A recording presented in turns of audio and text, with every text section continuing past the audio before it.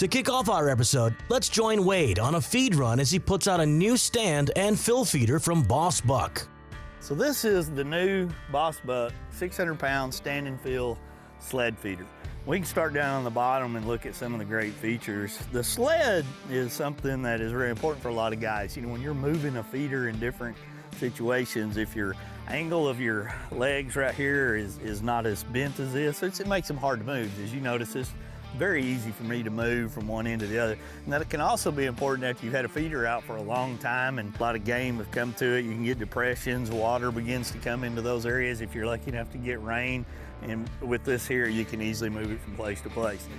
When it comes to building this comes in a box. So if you're having it drop shipped in, you pick it up at a local retail store or whatever, all the parts are pretty much pre-assembled. The building of this is super fast. Everything just kind of snaps together, a few bolts, and you're good to go.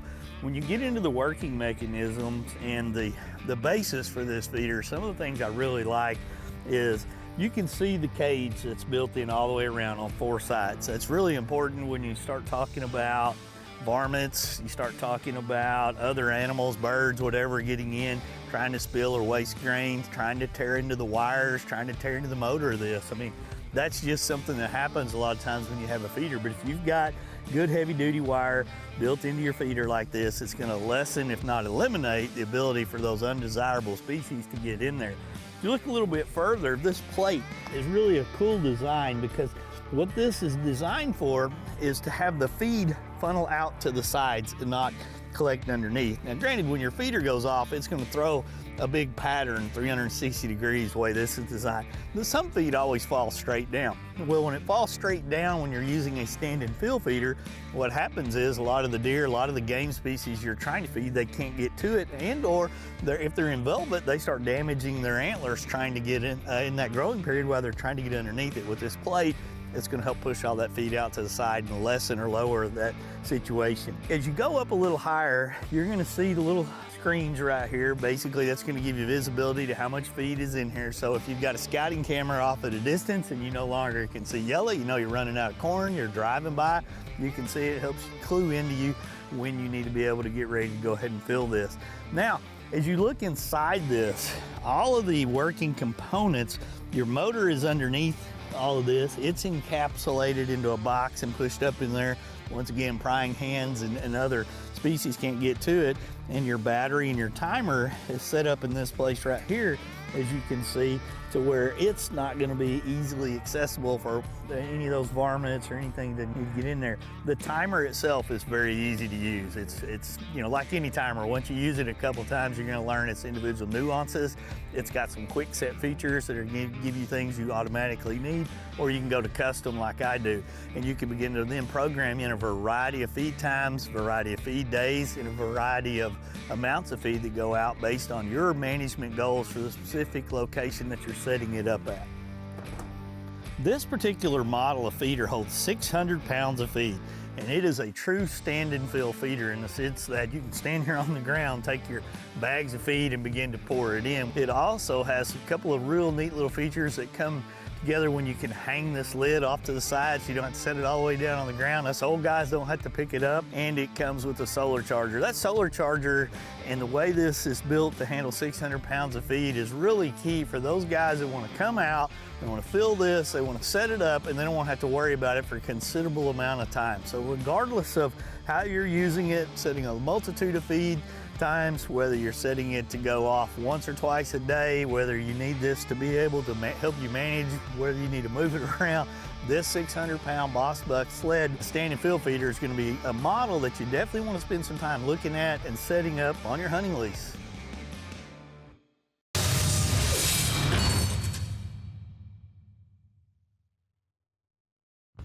As we continue with our episode, let's visit with Wade out in an area called the New Field as he shows us some tips when it comes to setting out a trail camera. You know, scouting cameras are something, as I've said time and time again, they're ingrained in my DNA ever since the original 35 millimeter cameras that you took down and got developed, and half your photos were black and the other was a doe jumping in the air because it's freaked out by the flash. But my, how technology has changed to the point that we use apps now to, you know, from cameras that can send everything immediately to us, and really allows us to be able to enjoy a hunting experience all year long for me. And when I get asked questions or I see different social media groups and they're talking about different things, the first thing I say is, man, a lot of the data is right here on the box for what a guy needs.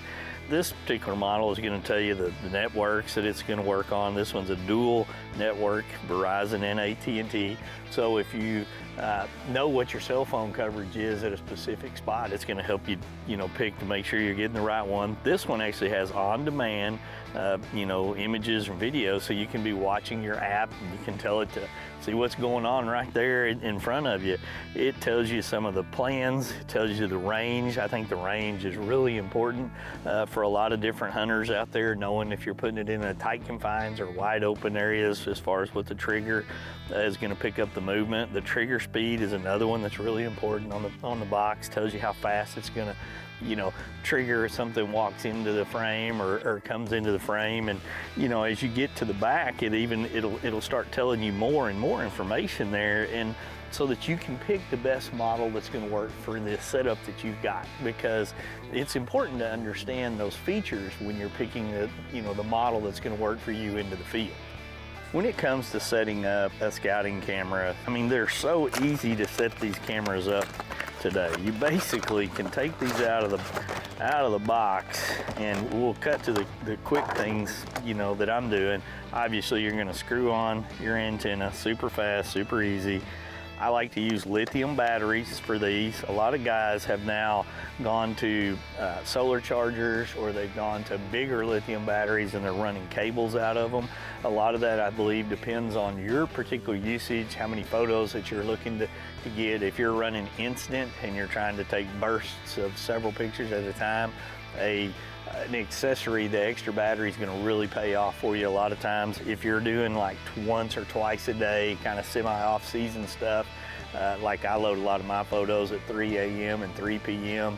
on some of my cameras, I can get, you know, and I'll have them take one photo about every 45 seconds, and that's still a lot where we're at, and I can get a good feeling for what's going on. A lot of times I can put my lithium batteries in, and those, I can get a full month out of usage out of those. So it just depends on the exact setup that you're looking at doing. You know, your batteries are going to go here. You're going to scan this from a QR code, and your app is going to basically load it. It's going to tell you the plans that are available. You'll be able to log it in, and then immediately you're going to start getting photos sent directly to your app on your phone that you can start watching and enjoying. A quick little tip for a lot of people: memory cards are really important to the speed, and also when you're setting these up, having a memory card that is clean. I like mine pre-formatted. You can definitely format them through the app. I think a lot of times when your camera's not working, one of the things is you're having problems with your memory card. It's either not all the way in, hasn't been formatted or cleared, or it's just not capable of handling the setup that you've got. And so if you're having problems and you're not getting photos, be sure and check your memory card. The Stealth Cam Command Pro app is super easy to use. I mean, you can, you know, I've got tons of different cameras set up on mine through here. It gives me lots of data at all times. And I set mine up various situations. Some of them I may have instant, some of them I might have, like I said, sending twice a day. Some of them I may have sending a photo every 5 seconds, depending on where it is. Some of them I may have taking a photo every minute. Basically, all we're doing right here is add a new camera. Very simple. The QR code is right here on the camera itself. We'll go back here. It's going to add it to my account. Tells us that our carrier is activating as we're sitting here right now. I know the steps to a little bit get ahead, so we're going to cheat. We're going to go ahead and put our batteries in like that. We've already got our SD card in. It's going to tell you if you've got errors with your card. It's going to tell you you've got a weak signal. It's going to give you the opportunity to do a test by using the sync. So you can kind of go through everything right there and find out what you're looking for. And then once everything turns green, you're going to be in a good shape. So right now we've got batteries, it's checking our wireless signal, and then it's going to check that our plan and everything is working and communicating. Then we're going to be ready to deploy it. And here, as you can see behind me, we've got a couple of boss buck feeders out. We've plowed this up and planted oats. We've got a corn feeder over here, and we've got a muddy blind that we're going to be setting up over here. It's got a lot of activity. There's a lot of deer, there's a lot of hogs, there's even some exotics coming through here, and we fenced this off basically to keep it cattle free. So this particular mount here is the T-post mount that HME makes. It's a great little mount for places that have a lot of T-posts, and now obviously, not every place you're going to want to put a scouting camera is going to have a T-post. I actually drive them into a lot of places and mount them because they hold up so well. In this situation right here, I put it just below the top of the T-post to try to give it a little bit of protection from cows wanting to come across the top and chew on the antenna, because that does happen at time. And it's just that easy to mount. Now I can also move it up and down like that. I can come in and tighten it from the bottom to really give it a good secure placement so that it won't move, because as we all know, if we've done enough cameras in our life, they have a tendency to move at times. But with this mount here, you can really lock it into place. So as you look at this, depending on what model of camera that you like, no glow, slow, fast, on demand, you're looking at just a traditional one without a cell plan. There's so many different options thanks to the Stealth Cam family of cameras.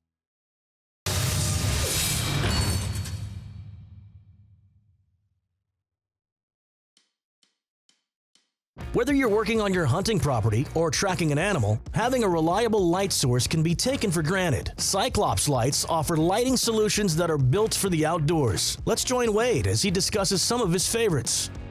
When you look at this lineup of lights that we've got laid out here and what it can do and how they work to benefit you in a hunting or a boating or construction or really around your house, you can see the variety. And there's so many more options that a person can look at. But as we start looking at some of these, I mean, these little handheld units like these right here, I always have 2 or 3 of them. If I keep them in my backpack, keep them in the trucks, I mean, they're really functional in a lot of different situations. It's kind of our go-to light when we're tracking deer. It's got an easy to use handle on there. It's got a trigger to turn it on and off. You can actually lock it into the on position for you varmint hunters or people that don't want your light showing up as much. You've got a red lens right here.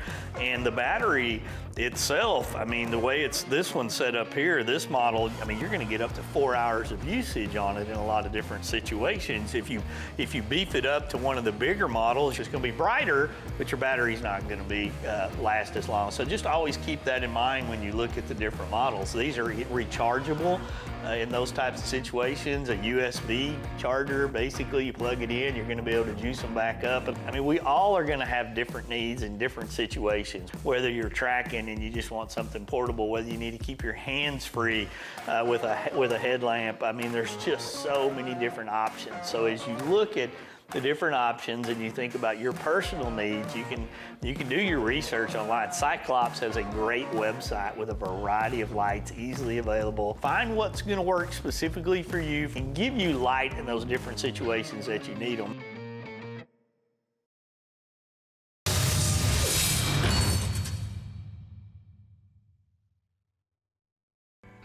We'll wrap up our episode with a bang as we hit the range with Wade. When you're heading to the shooting range, whether you're preparing for a hunt, just plinking for fun, or you're a guy that shoots in competition, there's just a lot of different things that I think people should keep in mind to make them fun.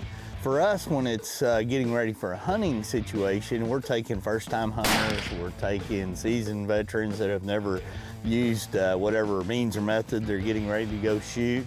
We want to rig them out and put them in a situation where they're going to find success. So they've got confidence in both their ability and the equipment, as well as what that gun is going to do when they pull the trigger. When you look at targets, let's just start there. I love the Birchwood Casey targets that have dots or squares that I can pull off and put over the bullet impacts. I love the fact that I've got multiple spots on the target on a lot of the models to be able to have different aiming places so that if we're shooting with different people, like say you shoot the upper left, you shoot the lower right, and the targets can handle a lot of different shots. But to me, at the end of the day, the most important thing is that feedback those targets give you. You can see where the bullet hole is, whether you're shooting a 22 or a 500. I mean, it just gives you great instant information. Shooting is fun. You want it to be fun. You want good feedback. You want to see where you're hitting, and you want to be able to have a target that's going to be durable and last for a long time. And that's one thing that Birchwood Casey has built a foundation on. In addition to the targets, as you back up, let's say where you're shooting from, shooting off a rest, you know, obviously it's the most important way to be able to get your gun zeroed in. You're gonna have a stable rest, you're gonna have a good platform, you're gonna be able to hold the gun consistently in the same spot, so it's really just on you and your trigger pull at that point as you're dialing in your scope. I think it's important in a lot of shooting situations to have a great gun rest. Whether I'm shooting a handgun off of a small portable rest or I'm shooting a rifle off a bigger, heavier sled style type shooting rest. Both of those give you balance, give you control, give you stability so that you can ensure that your zero is good. It's not gonna help you when you get out in the field control your nerves, but if you know the gun is good when you leave the range, it's certainly a confidence building factor. For new shooters, shooting off of a weighted, heavy-duty sled style rest to me is really key. A lot of new hunters they're intimidated by their firearm, they're intimidated by the recoil, they're even scared of the recoil, the bang that it's gonna have, all of those things, and you're trying to comfort them. And when you put a gun in a sled like that and you secure it and you get everything dialed in, there's minimal recoil. And of course you're wearing hearing protection all the time while you're doing that too. And it builds confidence because once you get out in the field, all of us know you rarely ever feel the recoil or hear the gun go off while you're in a hunting situation because you're so focused on the animal, but you've built that confidence at the range prior to that hunting experience. I think when you look at accessories and you look at shooting targets, you look at rests, you look at anything that's gonna make the experience better, it's good for new shooters, new hunters, young kids, all the way to your seasoned vets, because the great feedback, the comfort, the confidence that having all the right products, I believe it really makes for a better experience all the way around.